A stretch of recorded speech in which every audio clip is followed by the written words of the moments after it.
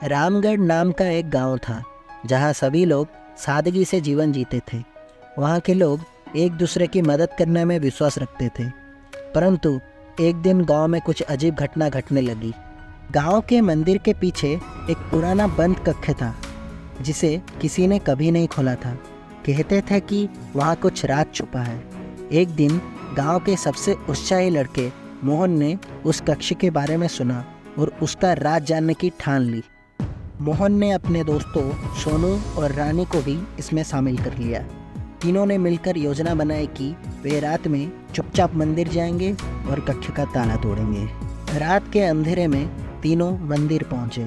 वहां का सन्नाटा उन्हें थोड़ा डराने लगा। उन्होंने धीरे से कक्ष का ताला तोड़ा और दरवाज़ा खोला। दरवाज़ा खुलते ही एक तेज हवा का झोंका आया और तीनों का दिल तेजी से धड़कने लगा। अंदर दाखिल होते ही उन्होंने देखा कि वहाँ एक बड़ा सा बक्सा रखा था। बक्से के चारों ओर अजीब सी प्रतीक चिन्ह बने हुए थे। तीनों ने मिलकर बक्से का ढक्कन उठाया। अचानक बक्से के अंदर से एक तेज रोशनी निकली और वे सभी चौंक गए। रोशनी के कम होते ही उन्होंने देखा कि बक्से के अंदर एक प्राचीन किताब रखी थी। किताब पर लिखा था ज्ञान का खजाना।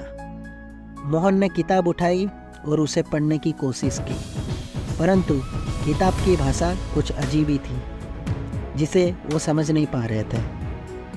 अचानक सोनू को याद आया कि उसके दादाजी ने उसे एक बार बताया था कि ऐसी पुरानी भाषा केवल पंडित जी ही समझ सकते हैं। उन्होंने पंडित जी से मदद लेने का निर्णय किया। सुबह होते ही वे सभी पंडित जी के पास गए और उन्हें सारी बात बताई। पंडित जी ने किताब देखी और तुरंत ही उसकी भाषा को पहचान लिया। उन्होंने बताया कि यह प्राचीन संस्कृत है और इसमें बहुत ही महत्वपूर्ण ज्ञान छुपा है। पंडित जी ने किताब पढ़नी शुरू की।